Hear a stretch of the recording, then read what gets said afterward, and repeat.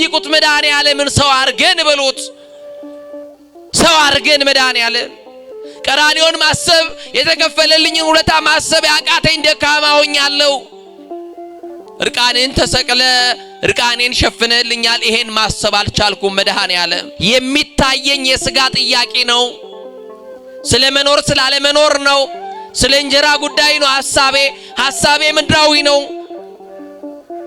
ጊዜያዊ ነው ዘላለማዊ አይደለም ጌታ ሆይ አንተን እንዳስብ ቀራንዮ እንድገኝ እርዳኝ ብላችሁ ይሄንን ጥያቄ ልትጠይቁም ልትጸልዩም ይገባችኋል ወገኖቼ አማኑኤል ሆይ ለኔ ብለህ ደማ በሉት ለኔ ብለህ ቆሰልክ በሉት ለኔ ብለህ ተገረፍክ በሉት ይታያችኋል ግርፋቱ ይሰማችኋል እመሙ ይሰማችኋል ያ ስቃይ ያ ሰቆቃ ዛሬ ያልታመመ የለም ያልተጨነቀ የለም የማያዝን የለም አው እንድንፈታ ጌታ ሆይ ፍታኝና ያንተ አርገኝ ፍታኝና ዓለም እንዳትውጠኝ ዓለም በዘፈኗ ልትወስደኝ ነው ዓለም በዝሙቷ ያባበለችኝ ነው ዓለም በፍትወቷ አጥልቃ ወስዳኛለች ዓለም ውስጥ ገብቻለሁ እኔ አንተ ልጅ ጠፍቻለሁ በደም ጠበኝ እንደገና አቁመኝ ያንተ ልጅ ልባል የማንም አልሆንም መድኃኔዓለም ብላችሁ ጠይቁት አሁን የተጨነቅሽበት የምትብሰለሰሉበት ጉዳይ የምትጨነቁበት የምታዝኑበት በረዘጋችሁበት አሁን እያነባን ነው ምናድረው አንወሻሽም ዛሬ ለቅሶ አለ ቤታችን ለቅሶ አለ ትዳራችሁ ውስጥ አለመግባባት አለ አለመስማማት አለ ቢሮአችሁ ሰላም የለም የምናለቅስበት ጉዳይ ይለያያል እንጂ የማያለቅስ ሰው የለም እመኑኝ ግን አንድ ነገር ልበላችሁ ለጌታ ምን ይነገረዋል ዝምታዬ ውስጥ ያለውን ጩኸት ታዳምጠዋል ብሎ ዝም ብሎ መቆም ነው ክርስቶስን ይከተሉ የነበሩ ሰዎች በዕለተ ዓርብ ሲያዩት ግን እንወደው ዘንድ ደም ግባት የለውም ያ መልክ በደም ተለውሷል ያ ዳሰውት የተፈወሱበት ቀሚስ በደም ተጨማልቆ ነበር ላንተ የተከፈለ ዋጋ ነው ላንቺ የተከፈለ ዋጋ ነው እስቲ አንድ ሰዓት ጥቂት ደቂቃ ቀራንዮ ላይ እንድረስ ለመታረድ የመጣ በግ አንዱ በግ ዓለም ሁሉ ይበላዋል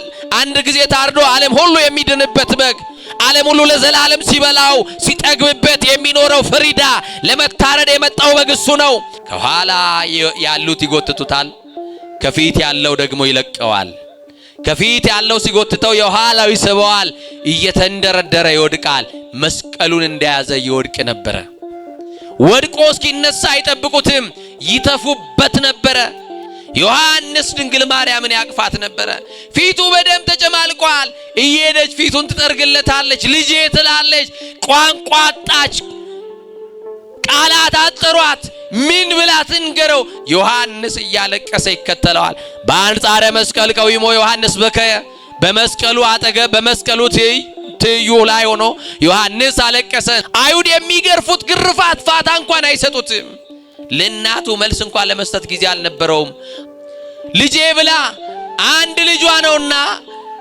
እናት አንጀቷ አይችልምና ልጄ አበባዬ ብላ አብራ ስትወድቅ ድንግል ማርያምን ይገፈትሯት ነበር በህይወታችሁ እንባ ከህይወታችሁ ውስጥ ያራቀላችሁ የእንባ ምንጮቻችሁ ሊያደርቅ የሚችለው መድኃኒት የታመነው ጌታ ነው አንድ ቀንማ በበርሽ ሳያልፍ አይቀርም አንድ ቀንማ በሰፈራችን ይሄ መድኃኒት ማለፉ አይቀርም ሊቃውንት ለአእምሮ ዋዘኞች ለጆሮ እግዚአብሔር ደግሞ ለልብ ይናገራል ሊቃውንት ለአእምሮ ከነገሩን ዋዘኞችም ለጆሮ ካወሩልን የልብ ወዳጃችን እግዚአብሔር ለልባችን የሚነግረን ይበልጣል ከዓለት በላይ የጠነከረው ልባችንን በፍቅሩ መዶሻ ሰብሮ የሚረባንንና የሚጠቅመንን የሚያስተምረን እግዚአብሔር አማኑኤል አምላካችን በጎና የሚሻለውን የሚጠቅመውን ለኛ ያውቃልና ከስብራታችን የምንጠገንበትን ከህመማችን የምንፈወስበትን ከሐዘናችን የምንጽናናበትን ከጥልቁ የምንወጣበትን የሚያጽናናውን የጌታን ቃል በጆሮአችን የሚልከውን በልባችን ሰሌዳ ላይ እግዚአብሔር አምላካችን ይጻፍልን እንግዲህ የተወደዳችሁ የልዑል እግዚአብሔር ቤተሰቦች አሁን ያለንበት ሳምንት ሰሙነ ሕማማት ስለሆነ በዚህ ሰዓት አይናችንም አፋችንም ህሊናችንም ሕዋሳቶቻችን ሁሉ ቀራንዮን የምናስብበት ሞቱን የምንዘክርበት መከራውን የምናስታውስበት ሰዓት ላይ ነው ያለነው። የሁላችሁም ሕሊና እንዳይሰበሰብ የሚያደርገውን ይልቁንም ቀራንዮን እንዳታስታውሷት በቀራንዮ አደባባይ ላይ ስለ ዓለም ሁሉ የተንጠለጠለውን ንጉሳችን ክርስቶስን በሕሊናችን እንዳንስል ከሕሊናችን ውስጥ ክፉ ሐሳብ እየላከ የሚሰርዝብንን ከልባችን ቃሉ ሊነጥቀን የሚታገልልን ጥንት ጠላት ዲያብሎስን አማኑኤል አምላካችን ከእግራችን በታች ረግጦ ያስገዛልን። ጸልዩ ወሰአሉ ለነሂ ከመያርሁ እግዚአብሔር አናቅጸ ቃል ወጸልዩ ሊተ ብዙዋ ከመክስቶ ዘክርስቶስ ወንጌል በከመ ይደልወን ይንገር። ሐዋርያው እንዳለው አሁን የምናገረውን ስለ ጌታና ስለ ክርስቶስ ስላዳነን በደሙ ከኃጢአት ስላጠበን በቆስሎ ከሞት በሽታ ስለፈወሰን በቀራንዮ ውለታ ስለዋለልን ስለሱ ብቻ እንድናገር የራሴን ክብር ስለ ራሴ ማንነት እየተናገርኩ ጊዜውን እንዳላባክን ጸልዩልኝ።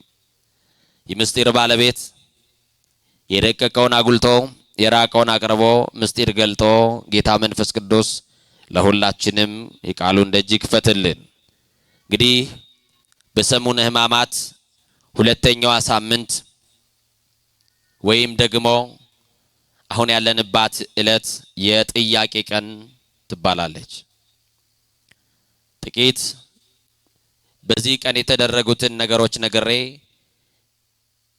እናንተን ለማስታወስ ቀኑንና ዕለቱን ስለምታውቁ በዋናነት ግን ለዕለቱ ለትምህርታችን መነሻ የምናደርገው በራእይ ዮሐንስ ምዕራፍ 19 ቁጥር 13 ላይ ያለውን መለኮታዊ ቃል በማንሳት ይሆናል።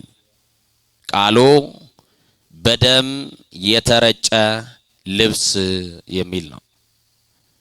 ቃሉን ከኔ ጋር አብረን እንጠራለን። በደም በሉ የተረጨ ልብስ። ይሄንን ቃል ይመዘገበልን ፍቁረ ጊዜ የጌታ ወዳጅ ታውሎጎስ ነባቤ መለኮት የምስጢር ደቀ መዝሙር ጌታ ኢየሱስ ክርስቶስን በመልክም ጭምር ይመስለው የነበረው ኢየሱስ ክርስቶስን እጅግ አብልጦ የወደው የነበረ ታላቁ የፍቅር ሐዋርያ ንስር ሰራሪ አበልሳናት ቅዱስ ዮሐንስ ወንጌላዊ የመዘገበልን ቃል ነው። በራእይ ዮሐንስ ምዕራፍ 19 ላይ የናዝሬቱ ተስፋ የማርያም ልጅ ክርስቶስን በሰማይ ሆኖ ተመልክቶታል። አሁን ሕሊናችንን ወደ ሰማይ ስናነሳ በሰማይና በምድር የሞላውን ክርስቶስን ከሰማይ ሀገር ወርዶ የፈለገንን ክርስቶስን ፈልጎ ያገኘንን ክርስቶስን ባገኘን ጊዜ በትከሻው ላይ የተሸከመንን ክርስቶስን ነፃ ያወጣንን ከዘላለም ሞት ያስመለጠንን ከሲኦል እስራት የፈታንን በሞቱ ሞታችንን የደመሰሰልንን ልንቀበለው የማንችለውን መከራ በቀራንዮ አደባባይ ላይ የተቀበለውን የናዝሬቱ ተስፋ የማርያም ልጅ ክርስቶስን በሕሊናችን እናስበዋለን። ዘወትር በቅዳሴ የምታስቀድሱ ዲያቆኑ ትእዛዝ እየሰጠ ወደ ምስራቅ ተመልከቱ ይለናል። ምስራቅ አቅጣጫውን አይደለም። ምስራቅ የተባለች እመቤታችን ቅድስት ድንግል ማርያም ናት። በምስራቅ ፀሐይ እንደሚወጣ ፀሐይ ጽድቅ ክርስቶስ የወጣባት ድንግል ማርያምን ተመልከቷት ይልና ድንግል ማርያምን ስንመለከታት ደግሞ ለዓለም ሁሉ የሚያበራውን ጨለማውን ዓለም ያስወገደውን የናዝሬቱን ኢየሱስ ክርስቶስን ከሷ እናያለን። ከሷ የተወለደው ዓለምን አድኗል። ከሷ የተወለደው የአዳምንና የልጆቹን ዕዳ ከፍሏል። ከዘላለም ሞት አስመልጦናል። ከሲኦል አውጥቶናል። ወደ ርስታችን መልሶናል። ወደ ቅዱሳኑ ከተማ አስገብቶናል። ስለዚህ ወደ ምስራቅ ተመልከቱ ካለ በኋላ እንዲህ ይላል፣ እናስተውል ይላል። እናንተ ምስራቅ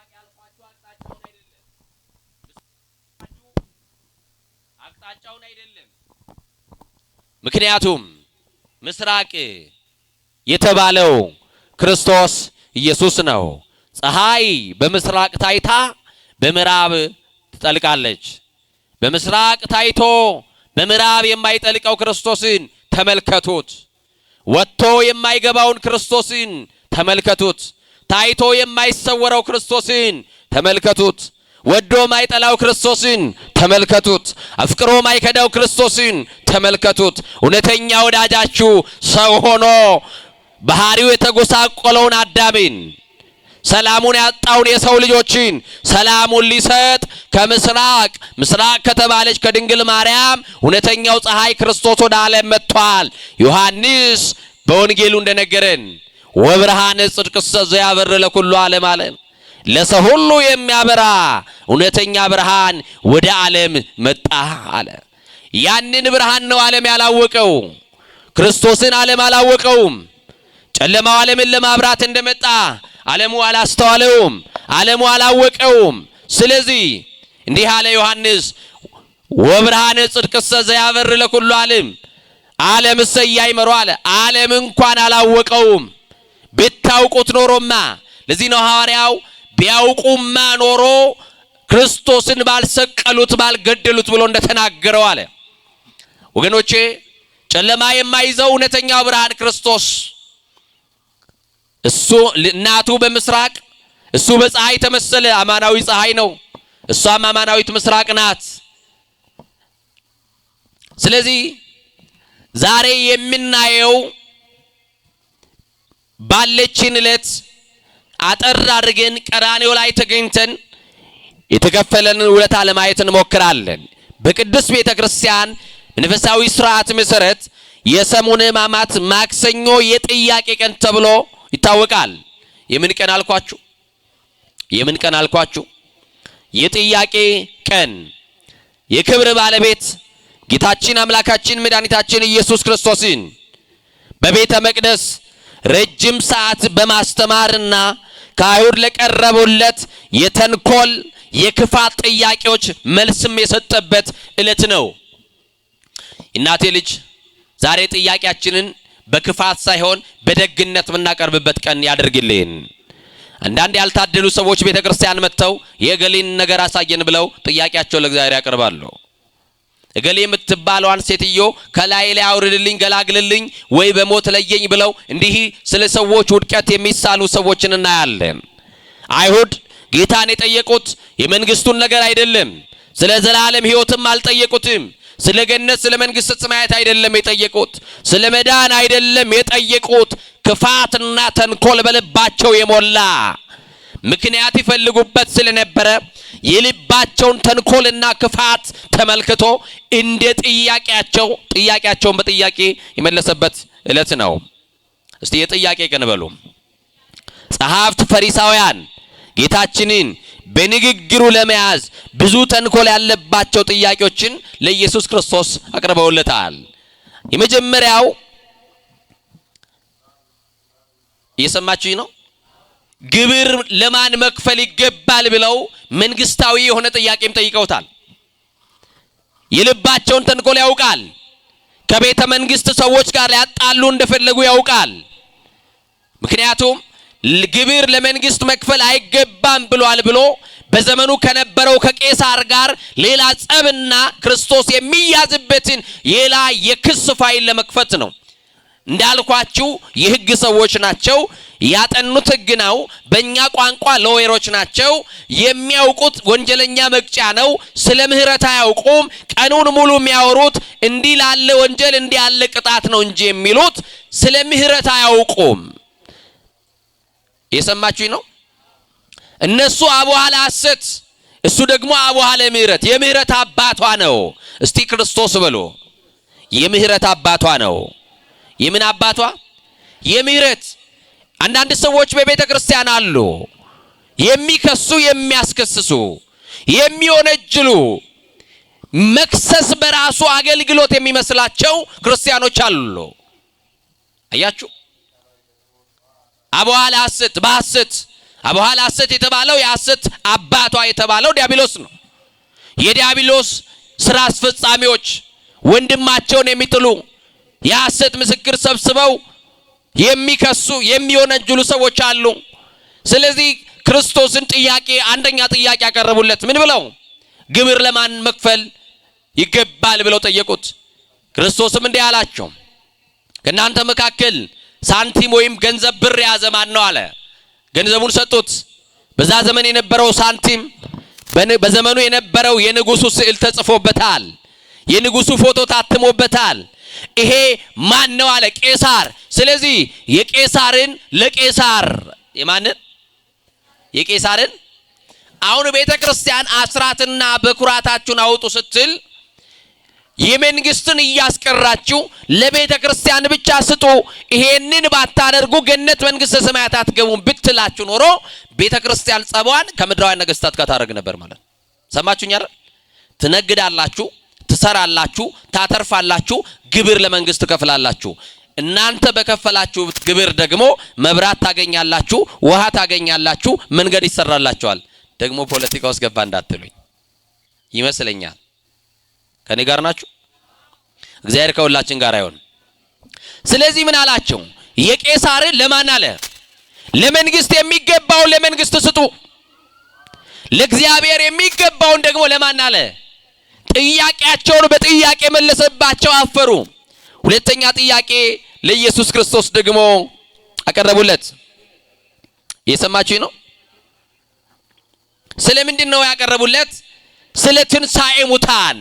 ስለምን አልኳቸው? ስለምን? ስለ ትንሣኤ ሙታን ከአይሁድ ካህናትና ከሕግ አዋቂዎች ጋር ስለ ስልጣኑና ስለ ትንሣኤ ሙታን ተከራከረ። ትንሣኤ ሙታን የለም የሚሉ ሰዱቃውያኖች ነበሩ። ፈሪሳውያን በትንሣኤ ሙታን ምንም አይነት ጥያቄ የላቸውም፣ ያምናሉ። ሰማችሁኝ አይደል? እንደ ሰዱቃውያን አይደሉም። ሰዱቃውያን ሰው ሞቶ ፈርሶ በስብሶ ይቀራል፣ ዳግመኛ ድል የለውም ብለው ያምናሉ። ስለዚህ ስለ ትንሣኤ ሙታን አያምኑም ነበረ። እነሱም ጥያቄ ያቀረቡለት። ስለዚህ ስለ ስልጣኑ የቀረበ ጥያቄ የመጀመሪያው ጥያቄና ዋነኛው ጥያቄ ነው። ሁለተኛው ጥያቄ ደግሞ ግብር መክፈል ለማን ይገባል የሚለው ጥያቄ ነው። ጥያቄ በጥያቄ መለሰ። ስለ ስልጣን የሚለውን ደግሞ የካህናት አለቆችና የሕዝብ ሽማግሌዎች እንዲህ አሉት፣ እነዚህን በምን ስልጣን ታደርጋለህ? ይህንን ስልጣን ማን ሰጠህ አሉት። ምንድነው ይሄ ስልጣን እያሉ በጣም በተደጋጋሚ ይሄን ስልጣን ማን ሰጠ? ይሄንን ስልጣን በማን ኃይል ታደርጋለህ እያሉ ይጠይቁት ነበረ። ይሄ በራሱ ስልጣን እንደሚያደርግ አላወቁም፣ አልተረዱም። አይደለም፣ ያውቃሉ። እስቲ ስልጣን አለው በሉ። ክርስቶስ በእናንተ ላይ ስልጣን አለው። ክርስቶስ በእኛ ላይ ስልጣን አለው። በትዳራችን ስልጣን አለው። በገንዘባችን በሀብታችን ስልጣን አለው። እውነት አሰብ። ለምሳሌ ባንክ ቤት ያስቀመጣችሁት ገንዘብ ምናልባት ሳትሸራረፍ ሳትቆራረጥ የራሳችሁ ብር ናት አይደል? ያስቀመጣችኋትን ሄዳችሁ የፈለጋችሁበት ቀን ትጠይቃላችሁ። እንደውም ካስቀመጣችሁት ደግሞ ወልዶም ታገኛላችሁ አይደል? ወለድ ባለው ባንክ ውስጥም ታስቀምጣላችሁ። ቤተክርስቲያን ግን ይሄንን አታዘም አይደል? ትላለች። ስለ ወለድ ትላለች። ያላስቀመጥነው እንድንወስድ ቤተክርስቲያን ትለናለች? ንገሩኝ እንጂ አትልም። እናንተ ግን ያው ወለድ ባለው አካውንት ውስጥ ነው የምታስቀቡት። ደግሞ ባንከሮች እንዳትቆጡኝ ደግሞ እዚህ ውስጥ ካላችሁ የሰማችሁኝ ነው። አሁን ጥያቄ ነው ያቀረቡ። በማን ስልጣን ምን ትላለህ? ይሄን ታደርጋለህ አሉት። ልብ አድርጎ ክርስቶስ ባለስልጣን ነው እያላችሁኝ ነው አይደል? ነው አይደለም? እስቲ በኔ ስልጣን ያለ በኔ ህይወት ስልጣን ያለው እሱ ብቻ ነው የምትሉ? ከክርስቶስ ውጪ ስልጣን ያለው አለ? በዚህ በትንቢተ ኤርምያስ ምዕራፍ 18 ቁጥር 6 ላይ እንዲህ ተብሎ ተጽፏል። ሰማችሁኝ? ጭቃው በሸክላው ሰሪ እጅ እንዳለ እናንተ ደግሞ በኔ እጅ ናችሁ ይላል። ማን በማን እጅ እንዳለ? ጭቃው በሸክላ ሰሪው እጅ እንዳለ እናንተ ደግሞ በኔ እጅ ናችሁ። በሸክላ ሰሪ እጅ ላይ ያለ ጭቃ ቢፈልግ ጀበና፣ ቢፈልግ እንስራ፣ ቢፈልግ ምጣድ መሆን ይችላል። ባለስልጣኑ ማን ስለሆነ? ሰሪው ስለሆነ። በሰሪው እጅ እስካላችሁ ድረስ፣ በኢየሱስ ክርስቶስ እጅ ላይ እስካላችሁ ድረስ፣ በመዳፉ ላይ እስካለን ድረስ ሰሪው ባለቤቱ ክርስቶስ በእኛ ህይወት፣ በእኛ ሰውነት፣ በእኛ ማንነት ሊያዝ ይችላል። እንደሰራን ሊያፈርሰንም ይችላል። ስልጣን ስላለው ምን ስላለው ስልጣን አለው ብሏ። አንዳንድ ጊዜ እስቲ ጫፌን ትነካና የምትሉ ሰው አለ አይደል? አዎ ጫፋችሁን ላይነካ ይችላል፣ ከደፈረም ደግሞ ሊነካ ይችላል። ከነካ ለምን ነካ ብላችሁ ትጠይቁታላችሁ። አለቀ አይደለ? ሁለት ሰዎች ይጣሉና ከኔ ጋር ናችሁ። ፖሊሶች ደረሱና አገላገሏቸው። እባክህን ኢንስፔክተር አንድ ነገር ብቻ አርግልኝ አለው። ምን ላርግልህ አለው። በቃ ይሄ ሰውዬ እናንተ ፊት ለፊት ቃል ይግባልኝ፣ ጫፌን እየሰማችሁ ነው፣ አጠገቤ እንዳይደርስ ብቻ ንገርልኝ አለው። ምን ጋር እንዳይደርስ ንገሩኝ እንጂ ምን ጋር እንዳይደርስ አጠገቤ።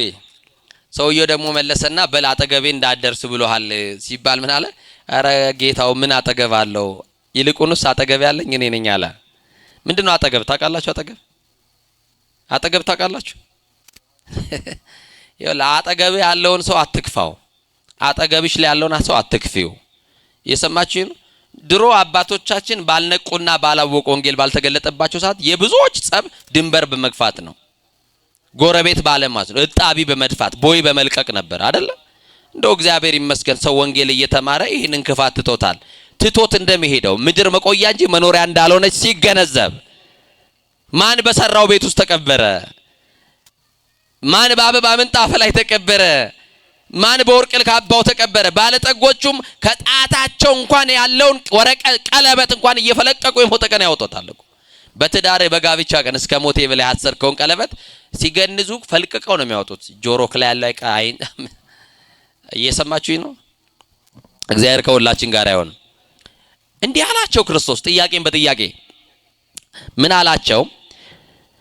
የዮሐንስ ጥምቀት ከወዴት እንደነበረች ጠየቃቸው። የሰማችሁኝ ነው? በማን ስልጣን ነው ያጠመቀው? ስልጣኑ ከማን ነው ብሎ ጠየቀ። ዮሐንስ መጥምቅን ህዝብ ሁሉ ያምንበታል፣ ህዝብ ሁሉ ይከተላል። ይሄን ጥያቄ ጠየቃቸው።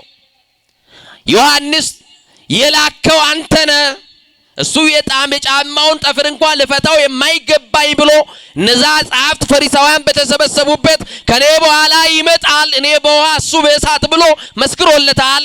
እንደውም ክርስቶስ ሲመጣ ነዋ በጉ ለእግዚአብሔር ዘያትት ኃጢአት ዓለም አይደል ያለው? የዓለምን ኃጢአት ሊያስወግድ የእግዚአብሔር በግ እነሆ አለ። ለመታረድ የመጣ በግ። አንዱ በግ ዓለም ሁሉ ይበላዋል። አንድ ጊዜ ታርዶ ዓለም ሁሉ የሚድንበት በግ፣ ዓለም ሁሉ ለዘላለም ሲበላው ሲጠግብበት የሚኖረው ፍሪዳ ለመታረድ የመጣው በግ እሱ ነው። የጫማውን ጠፍር እንኳን ልፈታ የማይገባኝ አለ። የማቴዎስ ወንጌል ምዕራፍ 24 ቁጥር 23 ላይ ጥያቄውን ተጠየቀ። እንዲህ አሉ፣ ተጨነቁ በጥያቄው። አንተ ነህ ብለው እንዳይሉት ሊሸነፉ ነው። አይ ዮሐንስ በራሱ ነው እንዳይሉ ህዝቡ ደግሞ ያምንበታል። ህዝብ ሊነሳባቸው ነው። ከባድ ጥያቄ ነው። ስለዚህ ምን አሉ? የሰማችሁኝ ነው? እንግዲያውስ እናንተ ማትመልሱልኝ ከሆነ እኔም ለጥያቄያችሁ ዝም እላለሁ፣ አልመልስላችሁም አላቸው። ሰማችሁኝ አይደል? ለጠየቀ ሁሉ መልስ ይሰጣል። እናቴ ልጅ ላወራ ሁሉ መልስ ይሰጣል ወይ? ለዚህ እኮ ነው ዋርመምኩ ለሰናይ ያለው ቅዱስ ዳዊት። ለበጎ እንኳንም ዝም አልኩ። ለተናገረ ሁሉ መልስ አይሰጥም። ጥያቄያቸውን አውቋል። ክፋት ነው የተሞላበት። ለተንኮል እንደጠየቁ ታውቋል። ጥያቄያቸውን በጥያቄ መለሰባቸው። ሌላው ስለ ትንሣኤ ሙታን ነው የጠየቁት። ትንሣኤ የለም የሚሉ ሰዱቃውያን 7 ወንድማማቾች ስላገቧት ሴት ክርስቶስን ጠየቁት። ስንት ወንድማማቾች? 7። ጌታችንም በሰማይ አለ። እስቲ ከኔ ጋር በሰማይ በሉ። ግዴላችሁ በሰማይ እንደ መላእክት በሉ። እንደሚሆኑ እንደምን እንደሚሆኑ መላእክት በሉ። አያገቡም፣ አይጋቡም፣ አይወልዱም። ስንት ነገር ነገርኳችሁ። መላእክት ያገባሉ፣ መላእክት ይዋለዳሉ፣ መላእክት ልጆች አሏቸው፣ ይራባሉ፣ ይባዛሉ። አንድ ጊዜ የተፈጠሩ መላእክት ናቸው አይደል? ዓለምን የከደኑት አሁንም ያሉት። ስለዚህ ምን ማለት ነው? ከሞት በኋላ ባለው ቀጣይ ህይወት መጋባት፣ መውለድ፣ መዋለድ የለም እያለ የነገራቸው ነው። ይሄ ምን ማለት ነው? ከሞት በኋላ ምን አለ እያላቸው ነው። ህይወት በሉኛ እስቲ። ከሞት በኋላ ህይወት አለ ምትሉ አያችሁ? እስቲ አውርዱ። ያላወቁ ሰዎች እንዲህ ይላሉ። በቃ ሰው ከቤተሰባቸው አንድ ሰው በሞት ሲነጠላቸው በር ዘግቶ እግዚአብሔርን ያኮርፋሉ። አንዳንድ ሰዎች እስኪወጣላቸው ድረስ ጨጓራቸው እስኪላጥ ድረስ እግዚአብሔርን ያኮርፉታል። ካልጠፋ ሰው ገሌን ተወስድብኛለህ፣ አይኔ እኮ ነበር፣ አይኔ ነበረች እኮ፣ ምርኩዜ ነበር፣ ምርኩዜ ነበረች እኮ ብሎ ከእግዚአብሔር ጋር የሚኳረፍ ሰው አለ። መቼም እኛ ማንገባበት ቤት የለም፣ ታውቁታላችሁ። ይሄው ምህል አልበላ ብላ ሳምንት ሆኗታል። የኔ እናት ቀጢ አንድ ሳምንት ጨምሪ፣ ክንፍል ታውጪ ትቻለች ጸሎት ከጨመርሽ። ይሄ ነው መልሱ አባቴ። አልበላም ብትልስ እግዚአብሔር የሞተችውን ያስነሳላታል? ንገሩኝ እንጂ ያስነሳላታል ወይ? ይሄ ትንሳኤ ይኸውላችሁ። በነገራችን ላይ ቅዳሴያችን ክርስቶስ የዘላለምን የሞትን ሰንሰለት እንዴት እንደቆረጠ ኤጲፋኒዮስ የቆጵሮስ ደሴት ኤጲስቆጶስ ቅዱስ ኤጲፋኒዮስ እንደዚህ ይላል። ነፍስ እንተ ተአስረት በሞት ፈታይከ። ትምህርተ በዋቱም ይላል በሞት ታስራ የነበረችን ነፍስ ፈታሃት ይላል። በምን ታስራ? ይኸውላችሁ ከቤተ ክርስቲያን ጀርባ መቃብር አለ አይደለ? አንዳንድ ጊዜ እንደው ሳይበዛ ከሆነ ወራት በኋላ ከሰው ጋር ብቻ ሳይሆን ከሰው ጋር ሆናችሁ እስቲ መቃብር ላይ ሄዱና ጎብኙ። ይኸውላችሁ የተማረ ሰው አለ፣ ታዋቂ ሰው አለ፣ ዝነኛ ሰው አለ፣ ካህን አለ፣ ሕግ አዋቂ አለ አይደለ? ከያንዳንዱ ሰው ታውገኛለ። ያልተማረም አለ፣ የተማረም አለ፣ ባለጠጋ አለ፣ ደሃም አለ። ሁሉ የሞት ድንጋይ ተጭኖታል አይደለ? ምን እየጠበቁ ነው? ቆይ እነዚህ ይብላችሁ ከጠየቃችሁ ትንሳኤያቸውን ምናቸውን የከመርንባቸውን ድንጋይ መላእክት አይፈነቅሉላቸውም። በአንድ አዋጅ፣ በስንት አዋጅ? ክርስቶስ ዳግመኛ ሲመጣ። እንደውም ዳግመኛ ስለመምጣቱን በዚህ ቀን አስተምሯቸው ነበር አይደል? ዳግም ስለመምጣት ዓለምን ስለማሳለፍ ይሄን ነግሯቸው። ስለዚህ ክርስቶስ ድጋሚ ዓለምን ለማሳለፍ በሚመጣ ሰዓት ሙታን እንደ አይን ጥቅሻ ይነሳሉ። ኤጲፋኒዮስ እንደነገረን ሎቱ ይትራሃው አናቅጸ ሞት እምግርማው፣ ከግርማው የተነሳ ይላል። እስቲ ከግርማው የተነሳ ብሎ መቼም አንበሳ ሲያገሳ ታውቃላችሁ፣ ግርማው ያስፈራል አይደለ? ጅብ ሲጮ በጣም በርቀት ሲጮ ጩኸቱ እዚህ ያለ ይመስላል። ክርስቶስ በቃሉ ብቻ ሙታንን ያስነሳል። ይሄ ማለት ምን ማለት ነው? የሞትን ማሰሪያዋን ይቆርጣል። አልዓዛርን በቃል ጠርቶ ከሙታን መካከል እንዳነሳው አልዓዛር የብዙዎችን ጩኸት አልሰማም። የናዝሬቱ የኢየሱስ ክርስቶስን ድምጽ ግን ሰምቷል። የሰማችሁ ነው። አሁን ሙታን በመቃብር ላይ ሄዳችሁ ማዬ፣ አባዬ፣ ወንድሜ እገሌ ብትሉ ድምጻችሁን አይሰሙም። አንድ ቀን ግን ክርስቶስ ዓለምን ለማሳለፍ ሲመጣ ሙታን እንደ አይን ጥቅሻ የሚነሱት ድምጹን ሰምተው ነው። ምኑን ሰምተው? መድኃኔዓለም ድምጹን ያሰማን። ዛሬ እንደው ያልተቀበርን ሙታኖች አለና ሙታን ህሊና በህሊናችን የሞትን ወደ ስጋ ወደሙ መቅረብ ያልቻልን ዛሬም ለኃጢአት ቀጠሮ ያለን ነገም ስለ አመጽ፣ ነገም ስለ መጣል፣ ነገም ስለ ክፋት፣ አያችሁ ስለ መጠላለፍ፣ አሁን እንዲህ ባለ ነገር ውስጥ ከብደን ያለን ሰዎች አለን እና ይገርማቸዋል። ስለዚህ የነፍስን ማሰሪያዋን ሊቆርጥ የሚችል ሙታንም ድምጹን ሰምተው እንዳይን ጥቅሻ የሚነሱለት ጌታችን መድኃኒታችን ኢየሱስ ክርስቶስ ነው። ስለዚህ በዚህን ዕለት ስለዚህ ብቻ ሳይሆን ስለ ዓለም ፍጻሜና ስለ ዳግም መምጣት ስለ ምጽአቱ ነገራቸው። ደቀ መዛሙርቱ ስለ ዓለም ፍጻሜ ስለ መቅደሱ መፍረስ በጠየቁት ጊዜ ጌታችን በደብረ ዘይት ተቀምጦ ሰፊ ትምህርት ሰጥቷቸዋል። በነገራችን ላይ የትምህርት ቀንም ትባላለች። የጥያቄ ቀን ብቻ ሳይሆን የምን ቀን? ከጠዋት እስከ ማታ ነው። በጣም ሰፊ የሆነ ርዕሰ ጉዳይ ላይ ክርስቶስ በቤተ መቅደስ አስተምሯል። በዚህን ዕለት ማስተማር ብቻ ሳይሆን አንድ ታላቅ ተአምርም ሰርቷል።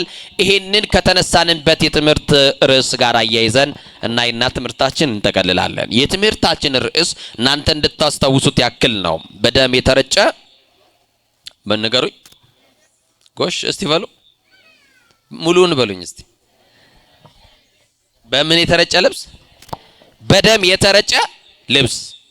በዚህ በቅዱስ ማርቆስ ወንጌል ምዕራፍ 5 ቁጥር 25 ጀምራችሁ ስታነቡ የአንድ ሴት ታሪክ እናገኛለን። ይህች ሴት ታሪኳን እናንተ ታውቃላችሁ፣ በብዙ መምህራን ተምራችኋል አውቃለሁ። ይህችን ሴት ዛሬ ከ12 ዓመት ህመም የገላገለበት ቀን ነው። መድኃኔዓለም እናንተንም ከህመም ይገላግላችሁ። የሚያድነው ጌታ፣ የሚጠግነው ጌታ፣ ፈውስ በእጁ የተያዘለት ሁሉን ማድረግ የሚችል ካህሌ ሁሉ የሚሳነው የሌለ አዳኝ የሆነ መድኃኒት የሆነ ለዚህ በሽታ ይሆናል ለዚህ በሽታ አይሆንም የማይባል ኤክሲደንት የሌለው መድኃኒት በየጊዜው የሚያድን በየሰዓቱ የሚፈውሰው መድኃኒት የሚፈታው መድኃኒት ለስጋ ብቻ አይደለም ለነፍስም የሚሆን መድኃኒት።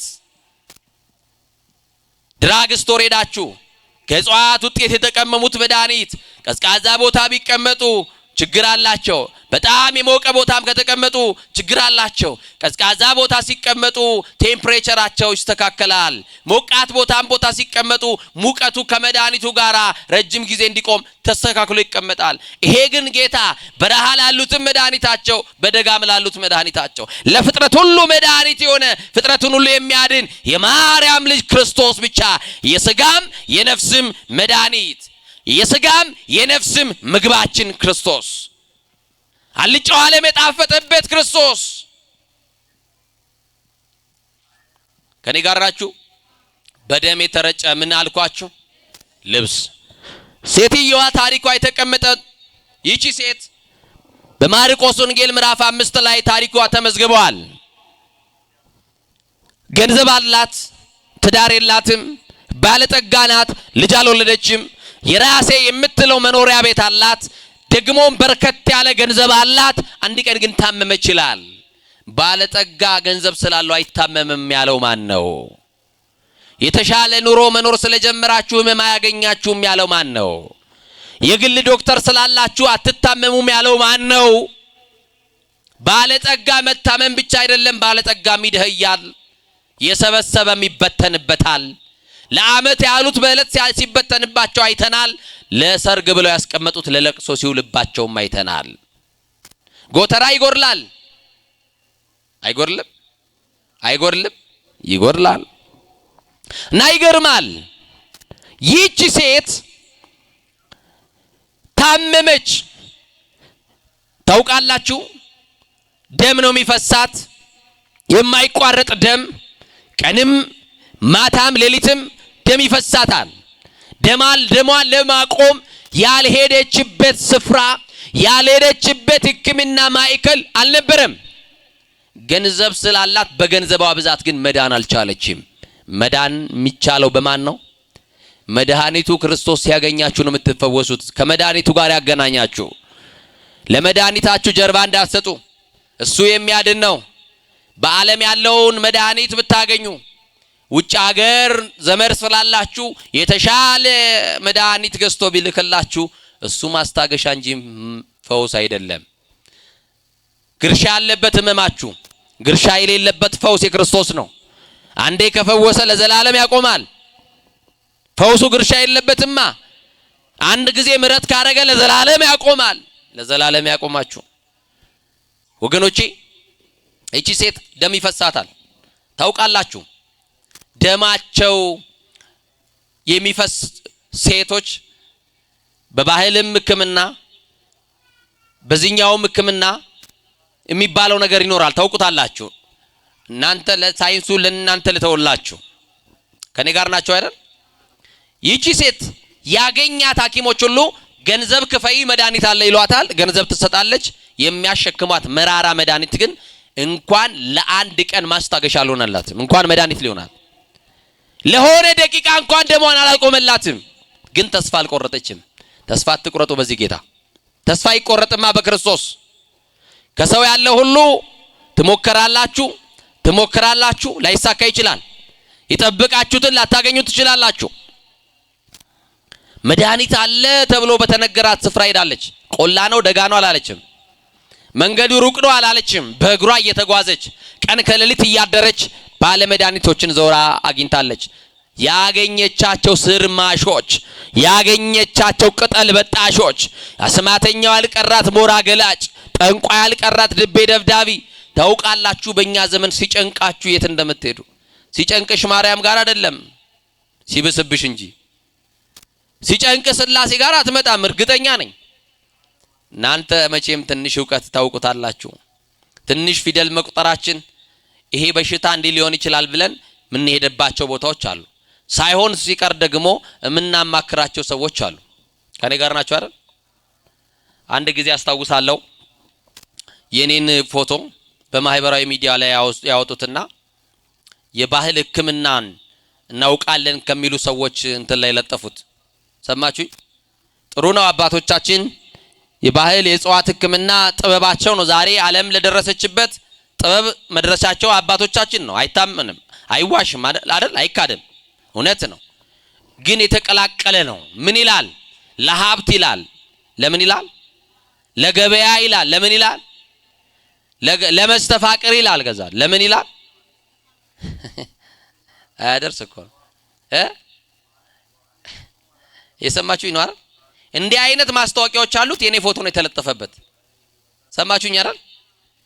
እና ሰዎች ይደውላሉ እኔ ጋር እንደው አባ እኔ እንደዚህ ሲቸገር አይተህ እንደው በእጄ አድገህ እኔ አሳድጌክ እንደው አባ ብትሆንም ምን ሆነሽ ነው? ይኸው ቤቴ እኮ ገበያ ተዘግቷል። የተዘጋው መክፈት የሚችለው ማን ነው? በለው ቅጠል አይደለም የሚከፍተው። ማን ነው የሚከፍተው? ራሱ አስማተኛ የዘጋውን ራሱ ኢየሱስ ነው የሚከፍተው። ማን ነው የሚከፍተው?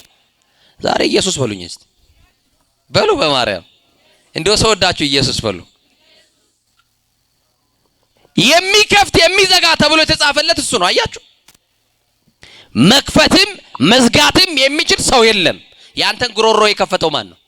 መዝጋትስ የሚችለው ማን ነው? መዝጋት የሚችለው ማን ነው? የከፈተው ነው መዝጋት የሚችለው አይደል? በጣም ያሳፍራል። ስላሴን መለመን ትቶ ሰውን መታመን ጀምሯል። ይሄውና ቤተክርስቲያን ስንዱናት ቤተክርስቲያን ይሄው የአባቶች ጸሎት ምን ያሳጣችኋል? ሱባኤ ብትገቡ እናንተስ ምን ታጣላችሁ? ተንበርክካችሁ ብትለምኗት ድንግል ማርያምን ታሳጣችሁና አስማተኛ ፍለጋ፣ ጠንቋይ ፍለጋ፣ ሟርተኛ ፍለጋ እንዲህ ተብሎ ተጽፏል በኤርሚያስ መጽሐፍ፣ በኢሳይያስ መጽሐፍ ሟርተኞችን አሳብዳለሁ ይላል። ምን እላለሁ? አሳብዳለሁ ይላል። ጠንቋዩ ብቻ አይደለም ያስጠነቆለውም አይቀርለትም። ንስሐ ግቡ። ስላሴን ክዳችሁታል። ማይምር ህዋት ክርስቶስ ነግራችሁት አይደለም። ዝምታን የሚሰማው ክርስቶስ እያለ ነግሮ ወደሚሰማው ጋር መሄድ ጅልነት ነው። እግዚአብሔር ከሁላችን ጋር ይሁን። ይህች ሴት ያልሄደችበት ስፍራ ያልሄዋለችበት ቦታ አልነበረም። ቆላ ደጋ ወጣለች፣ መድኃኒት አላገኘችም። እንዲህ ይላል መጽሐፉ፣ ገንዘቧን ለባለ መድኃኒተኞች ሰጥታ ጨረሰች ይላል። ገንዘብ ሲያልቅ ወዳጆችም ያልቃሉ። ገንዘብ ሲያልቅ እናትህ ካጠገብ ዞር ትላለች፣ አባትም ዞር ይላል። እናንተ በቤተሰብ መካከል እኮ የምትኖሩ እናትም አባትም ደስ የሚላቸው የሆነ ቀን በፔስታል ሙዝም ቢሆን ይዘህ ስትገባ ነው ወደ ቤት። የሆነች ነገር በእጅ አንጠልጥለህ ስትገባ እኮ ነው። የሌለው ማን ይፈልጋል? ባዶ እጅ እኮ የሚወደው እግዚአብሔር ብቻ ነው። እና ይቺ ሴት ገንዘቧ ሁሉ አለቀ፣ እጇ ላይ ያለው ሁሉ ተበተነ፣ ባዶዋን ቀረች ይላል። ምንዋን ቀረች? ባዶዋን ቀረች። ባዶ እያለን የወደደን የምንወደድበት ሳይኖር የወደደን የምንፈቀርበት ሳይኖር ያፈቀረን መድኃኔ ዓለም ብቻ። ባዶ እጅ ማን ይወዳል? የሌለውን ማን ይወዳል? ልብሱ የቆሸሸበትን ማን ይወዳል? ገንዘብ ያጣውን ማን ይወዳል? ከባለ ጠጋ ጋር ይወዳጃል እንጂ ሰው ከደሃ ጋር ማን ጓደኝነት ይፈልጋል? ማን ነው ከድሆች ጋር እንጀራውን የሚቆርሰው? ይቺ ሴት ገንዘብ ነበራ፣ ገንዘቧ አለቀ። ብቸኛ ያላት ሀብት ቤቷ ብቻ ነው። ጤና የላትም። ጤና በሌለው ቤት ውስጥ ትኖራለች። ቤት አተን ጤና በኖረን ጤና አይበልጥም ወገኖች? አይበልጥም?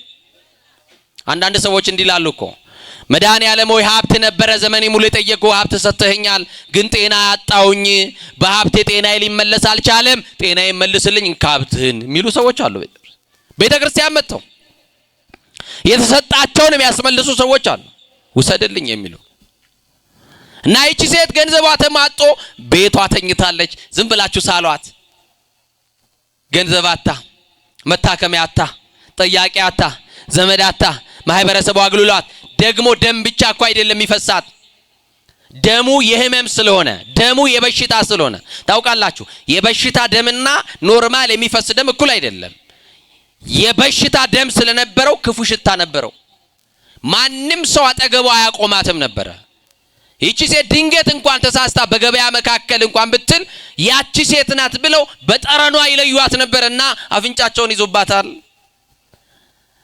እዛ ከተማ ውስጥ አፍንጫ ያልያዘባት ማንም የለም። ያልተፋባት፣ ያልሰደባት፣ በርቀት አይቶ መንገድ ያልቀየረባት ሰው የለም። ሁሉ ሸሽቷታል፣ ሁሉ ዘመርቋታል። ብቻዋን እያለች ብቻህን እያለ ሊረዳህ የታመነ ጌታ መድኃኔዓለም ነው። ብቸኝነት አያርቀውም። ለብቻሽ በር ዘግተሽ ስታለቅሽም ይደርስልሽ እሱ ብቻ ነው። ማንም አስተዛዛኝ አታገኝም። ማንም እንባ አባሽ አታገኝም ከሱ ውጭ። በሯን ዘግታ ሳላችኋት እቺን ሴት ኩርምት ብላ እያለቀሰች ሞት ይሻለኛል ብላ ተስፋ ቆርጣ ስለ ሞቷ መለመን በጀመረችበት ሰዓት በበሯ የሚያልፍ መድኃኒት ነበረ ይላል። ይሄ መድኃኒት በህይወታችን ምዕራፍ ይለፍ። እሱ ማለፍ ስትጀምሩ ጤናማዎች ትሆናላችሁ።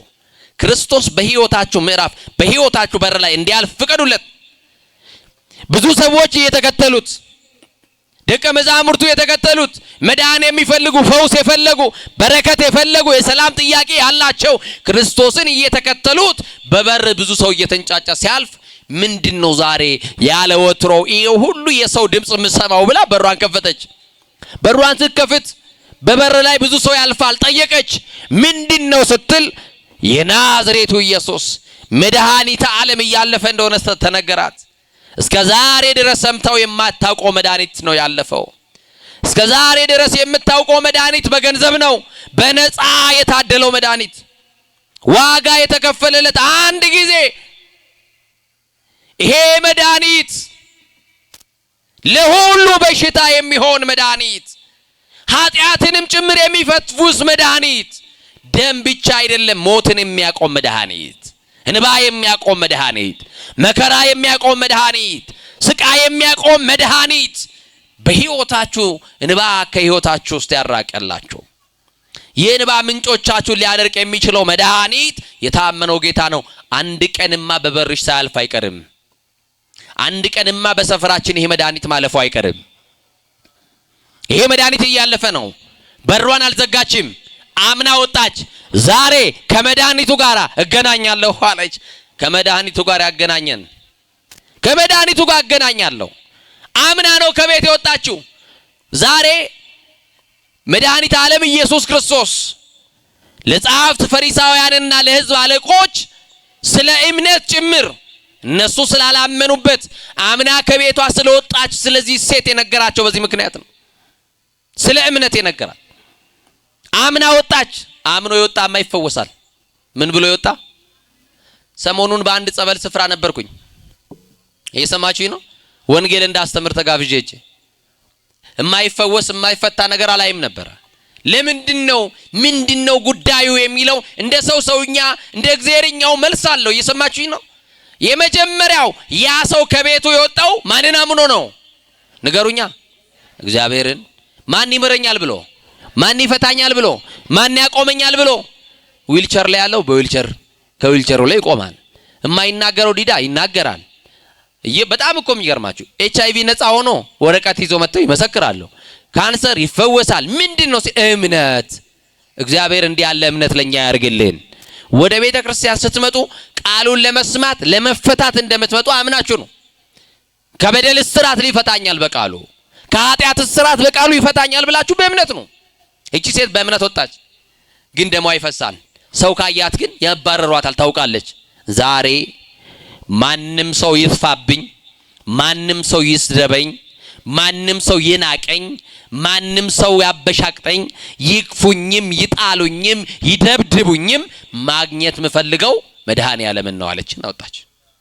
ሰው ምንም ይበል፣ ሰዎችን ተዋቸው፣ ብዙ ያወራሉ።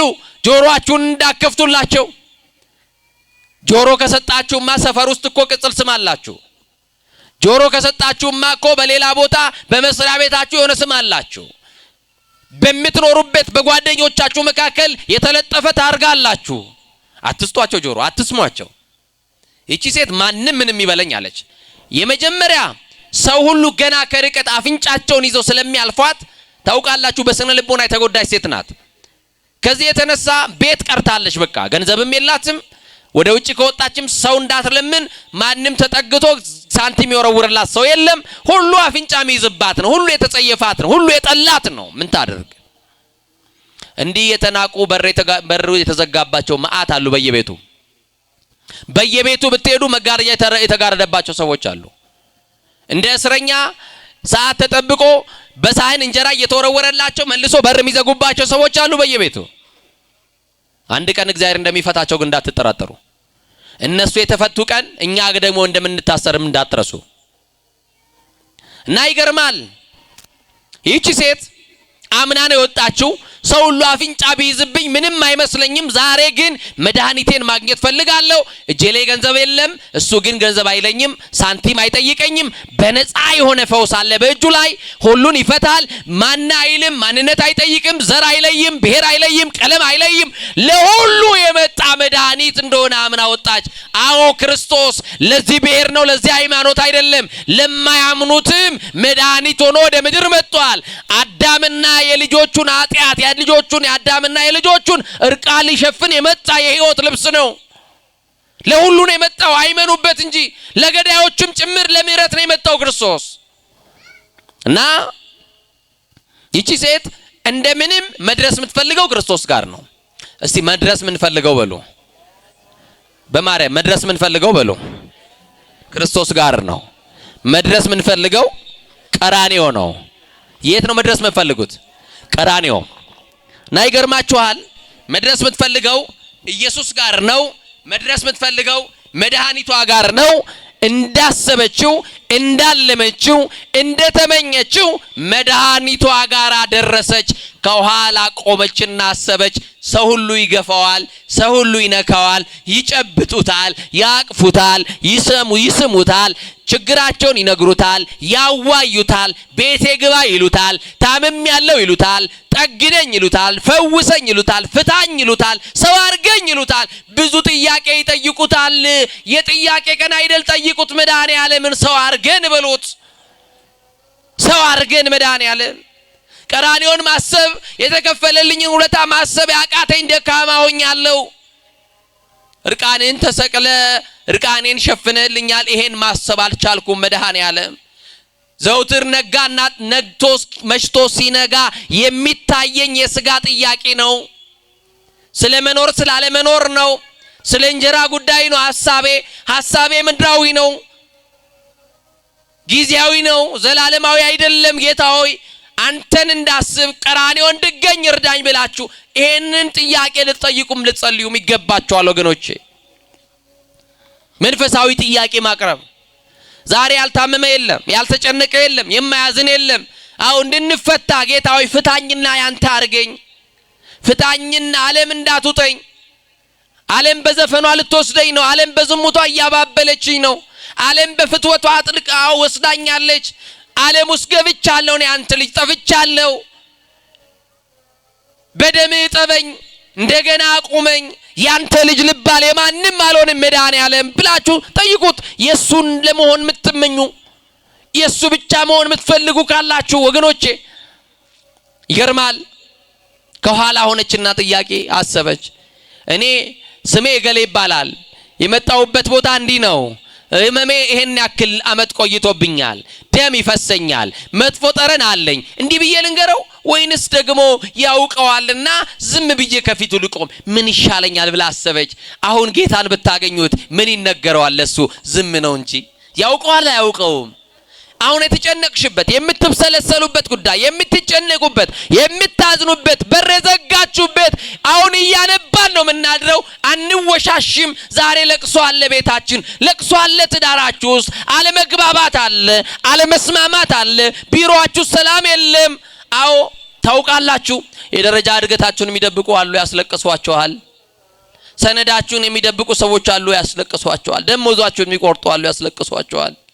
እንነግድ እንስራ ስትሉ ማያሰሯችሁ አሉ፣ ያስለቅሷችኋል። ለቅሶ አለ፣ አልቃሽ አለ። የምናለቅስበት ጉዳይ ይለያያል እንጂ የማያለቅስ ሰው የለም። እመኑኝ። ግን አንድ ነገር ልበላችሁ፣ ለጌታ ምን ይነገረዋል? ዝምታዬ ውስጥ ያለውን ጩኸት ታዳምጠዋለህ ብሎ ዝም ብሎ መቆም ነው። ቆመች። ከኔ ጋር ናችሁ? ከኋላው ቆመችና እንዲህ አለች፣ ለሱማ ከሚነግረው ካዩኝ ሌሎች ስለማያቆሙኝ ከፊቱ ዝም ብዬ ቀሚሱን በእጄ ብጨብጠው ብነካው ብዳሰሰው ይሻላል አለችና እጇን ዘረጋችና ቀሚሱን በእጇ ጨበጠች። የዛን ጊዜ ከኢየሱስ ክርስቶስ ኃይል ወጣ ይላል። ምን ወጣ? እስቲ ኃይል ወጣ በሉ። በኢትዮጵያ ሀገራችን ላይ የሚፈሰውን ደም የሚያቆም ኃይል የኢየሱስ ክርስቶስ ኃይል ነው። የትንሣኤው ኃይል መከራ የሚያቆም ኃይል ነው። እንባ የሚያቆም ኃይል፣ ደም የሚያቆም ኃይል፣ ደም ብቻ አይደለም ሞትም የሚያቆም ኃይል የናዝሬቱ የኢየሱስ ክርስቶስ ኃይል ነው። ይሄ ኃይል ከሱ ውጪ ማንም ሊኖረው አይችልም። ይሰማችሁኝ ነው? እንዲህ ያለ ክርስቶስ ቀሚሴን የዳሰሰኝ ማን ነው? ከኔ ኃይል ሲወጣ ታውቆኛል አለ። ምን ሲወጣ? ኃይል።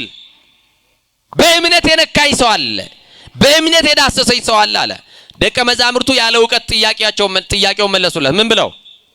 ጌታ ሆይ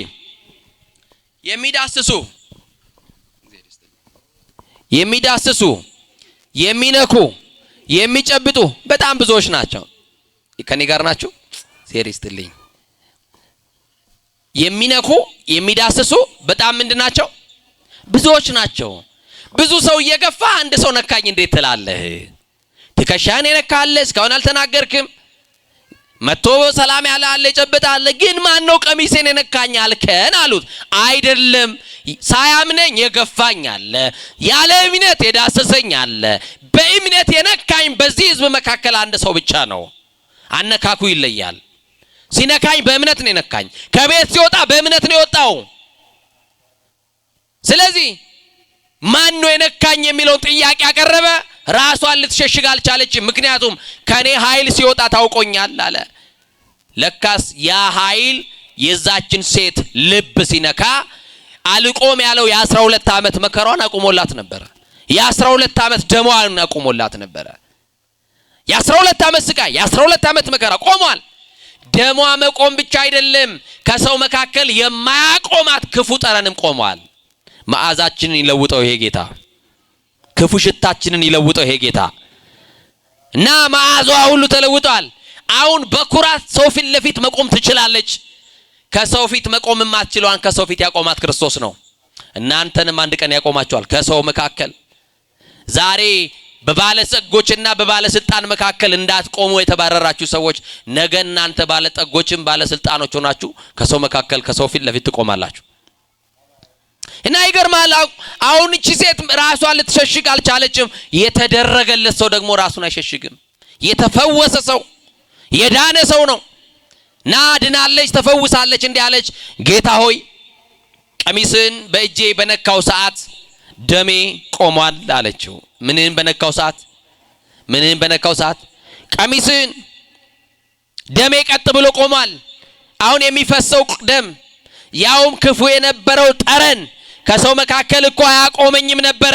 የኔ ጌታ ያዩኝ ሁሉ አፍንጫቸውን ይዙብኝ ነበረ። አንተን ከነካው አንተን ከዳሰስኩ በኋላ አፍንጫቸውን የሚይዙብኝ ሰዎች ሁሉ አጠገባቸው እንድቆም ፈቀዱልኝ። መዓዛዬን ቀየርከው፣ ጠረኔን ቀየርከው፣ ክፉ ሽታዬ ባንተ ተወገዳለች። የናዝሬቱ ተስፋ የማርያም ልጅ ክርስቶስ የዓለምን ጠረን የሚቀይር ነው። የኢትዮጵያ ላይ ያለውን ያለመግባባትን ጠረን ይቀይርልን። የጥላቻን ጠረን የሰማችሁኝ ነው። ጠረናችን እኮ ተወግዷል አይደል? ትላንትና ቤተ መቅደስ ገብተን ቀድሰን የምንወጣው ካህናት እንኳን ጭምር ልብሳችን ዕጣን ነጠላችን ዕጣን ይሸት ነበር። አሁን ዕጣን አንሸትም።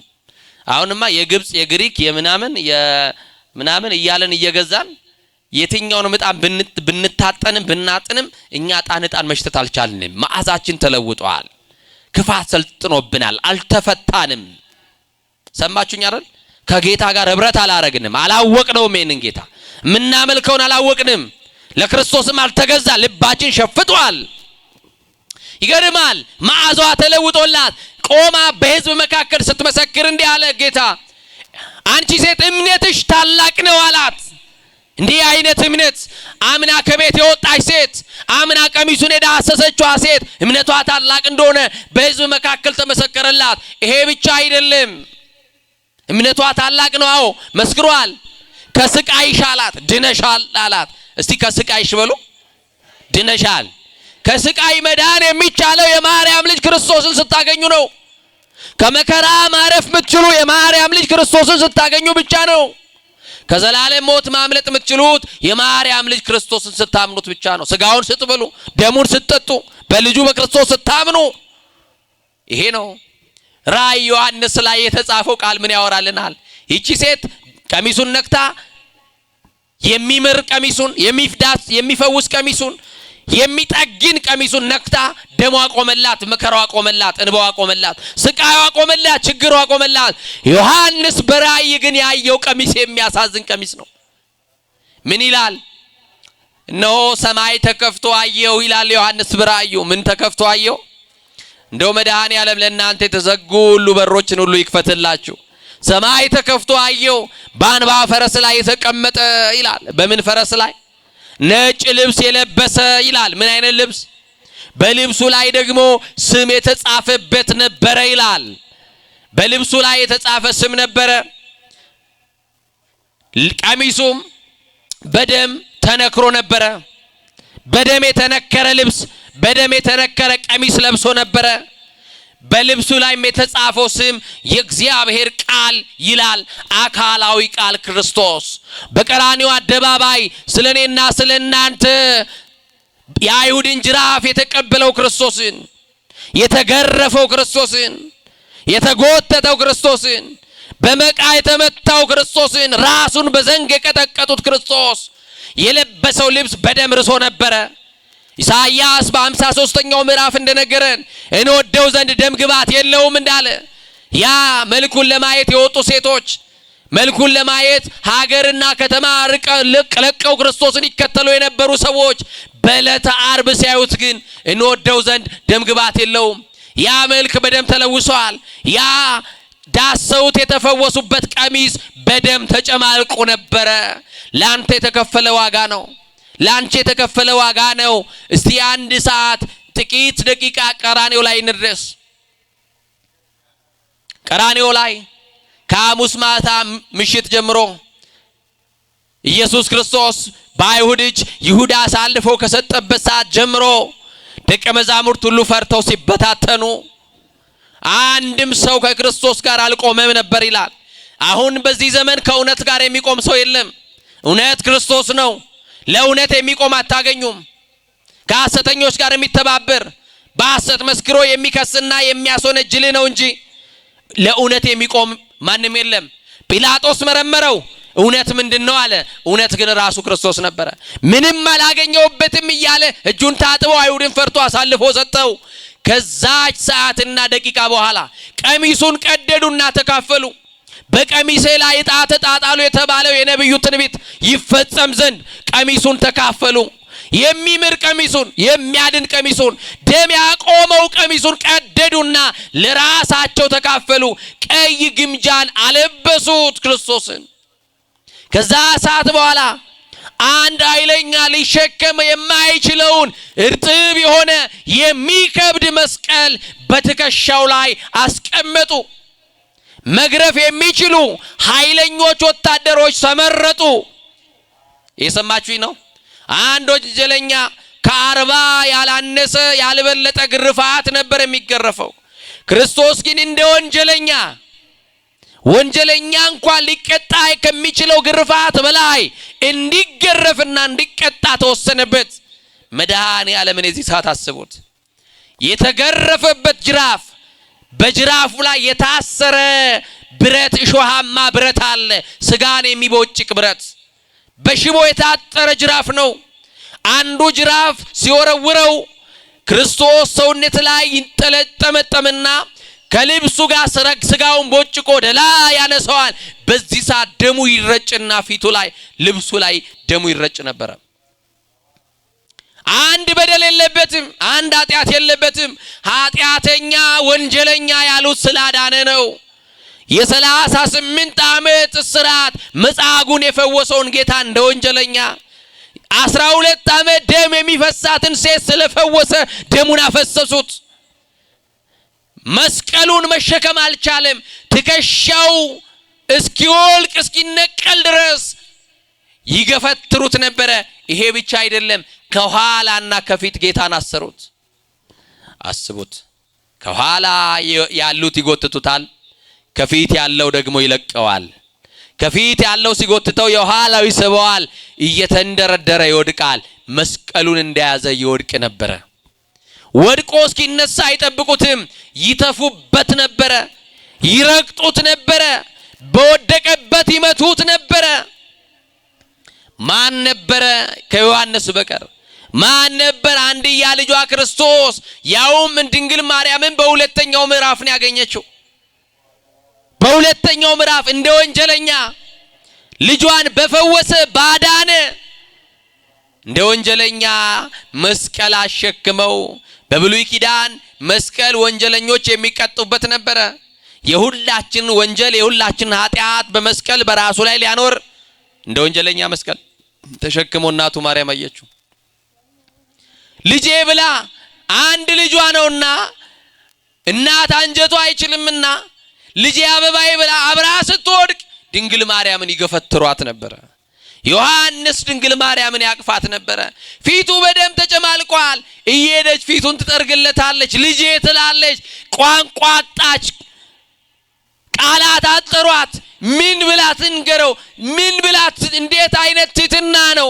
ለሰው ልጅ የሚከፈል ውለታ እንደሆነ ታውቃለች፣ ግን ዝም ብላ ልጄ ትለዋለች። ያያታል ክርስቶስ መከራው ከብዷል። በስጋ የሚሸከመው ከመከራ አይሁድ የሚገርፉት ግርፋት ፋታ እንኳን አይሰጡትም። ለእናቱ መልስ እንኳን ለመስጠት ጊዜ አልነበረውም። ኃይለኛ ይመጣና ይረግጠዋል። በወደቀበት ደግሞ ሲያነሱት ደግሞ መልሰው ይገርፉታል። ደግሞ የዕውሩን አይን በጭቃ ቀብቶ የፈወሰውን ጌታ ፊቱን በጨርቅ አሰሩና መኑ ጸፋይ ከክርስቶስ ተነበይ ለከ። ማን ነው በጥፊ የመታ? እስቲ ትንቢት ተናገር አንተ የእግዚአብሔር ልጅ ከሆንክ እስቲ እያሉ እያፌዙበት በጥፊ ይመቱት ነበረ። ራሱን በዘንግ ይቀጠቅጡት ነበረ። የጎን አጥንቱ እስኪታይ ድረስ ነበር የተገረፈው። ከአዳም ጎን አጥንት አንዲቷን አንስቶ ሔዋንን የፈጠረው እግዚአብሔር ጎድኑ እስኪታይ ተገረፈ ክርስቶስ። ይሄ ብቻ አይደለም፣ አናትን በስቶ የሚገባ የሾህ ዘውድ የሾህ አክሊል አምጥተው በራሱ ላይ ያደረጉ። እሾሁ የዘለቀ በጭንቅላቱ ላይ ሲሄድ በአይኑ በጆሮ በአፉ ደም ይፈሰው ነበረ። አንድም ሰው አራራለትም። ያዳናቸው ሰዎች ነበሩ። እነ መጻጉዕ ነበሩ። 12 ዓመት ደም የፈሰሳት ሴት ፈውሶኛል፣ ለምን ትመቱታላችሁ? እኛን በፈወሰ ያለ ሰው አልነበረም። የዳኑ ሰዎችም ጸጥ አሉ። እባካችሁ ተውት አሳርፉት ያለም ሰው አልነበረም። ሁሉ በሞቱ ተባበረ፣ ዝም አሉ። ዮሐንስ እያለቀሰ ይከተለዋል። በአንጻረ መስቀል ቀዊሞ ዮሐንስ በከየ። በመስቀሉ አጠገብ በመስቀሉ ትይዩ ላይ ሆኖ ዮሐንስ አለቀሰ። እንዘይብል እንዲህ ብሎ ወይሌ ወይሌ ወየው ወየው አለ። ዓለምን የፈጠረው ክርስቶስ እንደ ባሪያ ያዙት። ዓለምን በመሃል እጁ የያዘውን ያዙት። እንደ ወንጀለኛ ቆጠሩት። አራጁን እንደሚከተል እንደ የዋህ በግ እሱም ተከተላቸው። ለሞት የመጣው ክርስቶስ፣ ለመታረድ የመጣው ክርስቶስ፣ ለአዳም ቤዛ ካሳ ለመሆን የመጣው ክርስቶስ ለመታረድ እየተከተለ አራጁን ተከትሎ ቀራንዮ ደረሰ። ወየው አለ። ለዚህ ነው ዮሐንስ አፈወርቅ በቅዳሴው ብክዩ እለታፈቅሩ የምታፈቅሩት የምትወዱት ሰዎች አልቅሱለት አለ። አልቅሱለት። አማኑኤል ሆይ ለኔ ብለህ ደማ በሉት፣ ለኔ ብለህ ቆሰልክ በሉት፣ ለኔ ብለህ ተገረፍክ በሉት፣ ለኔ ብለህ አናትን በመቃ በዘንግ ተመታ ብላችሁ አልቅሱ። ይታያችኋል ግርፋቱ፣ ይሰማችኋል ህመሙ፣ ይሰማችኋል ያ ስቃይ ያ ሰቆቃ። አይሰማንም ወገኖቼ። በሞቱ በኩል እኛ ክርስቶስን መምሰል አንፈልግም። ይሄንን ሁሉ ዮሐንስ ከድንግል ማርያም ጋር ያይ ነበረ። ቀሚሱ በደም ርሶ ነበረ። ይሄ ዮሐንስ በአይኑ እያየ ነው። ከክርስቶስ ትንሣኤ በኋላ ሰማይ ተከፍቶ ዮሐንስ ሲመለከት ከሰማይ ያላወረደውን ሥጋ ወደ ሰማይ ይዞ የወጣው ወልደ ማርያም የማርያም ልጅ ክርስቶስ አካላዊ ቃል ክርስቶስ የባህሪ አምላክ የሆነው ክርስቶስ በሰማይ በአባቱ ቀኝ በዙፋን ሲመለከተው በአንባ ፈረስ ላይ የተቀመጠው ነጭ ልብስ ለብሷል ያለው ስም ተጽፎበት ነበር ያለው ደም የተነከረ ቀሚስ በደም የራሰ ልብስ ለብሷል ብሎ የተናገረለት ክርስቶስ በቀራንዮ አደባባይ ላይ የለበሰው እኛን ጸጋ ሊያለብሰን እሱ እርቃኑን የተሰቀለው ክርስቶስ ቀሚሱ በደም ተጨማልቆ ዮሐንስ ተመለከተ። ያንን ውለታ እንድናስብ ነው፣ ያደረገልትን እንድንተርክ ነው። ለዚህ ነው ቤተክርስቲያን ሁሉ ጊዜ ዘውትር ቅዳሴ በቀደሰችበት ሰዓት አቤቱ ሞትህን ቅድስት የሆነች ትንሣኤህን እናስባለን ትላለች ቤተክርስቲያን። ሞትህን እናስባለን፣ መከራህን እናስባለን፣ ስቃይን እናስባለን። ቤተክርስቲያን ይሄንን ሁሉ ትናገራለች። ስለዚህ ወገኖቼ በዛሬው ዕለት ኢየሱስ ክርስቶስ ያ የለበሳት ያቺ ቀይ ደም በደም የተነከረው ልብስ ስለኔና ስለናንተ የፈሰሰ ደም ነው። እንዲህ ተብሎ ተጽፏል። ከኔ ጋር አበሉ እስቲ ወደሙ ለኢየሱስ ክርስቶስ ያነጻህንም ኩሉ አጣዊነ የኢየሱስ ክርስቶስ ደም በሉ ከኔ ጋር። ጨረስኩ ትምህርት። የኢየሱስ ክርስቶስ ደም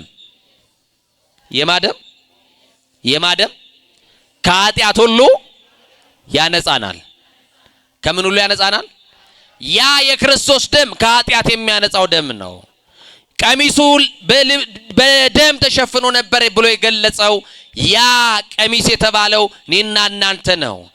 በደላችንን እንዳጠበልን ሲናገር ነው። ለኃጢአት ስርየት የፈሰሰው የክርስቶስ ደም የሚያነጻ ደም፣ የሚፈታ ደም፣ ኃጢአታችንን የሚሰርዝ ደም ነው። ከክርስቶስ ደም ውጪ ኃጢአትን ይቅር ለማለት የተሻለ ደም የለም። አንድ በግ ቀራንዮ ላይ ታረደ። ስንት በግ?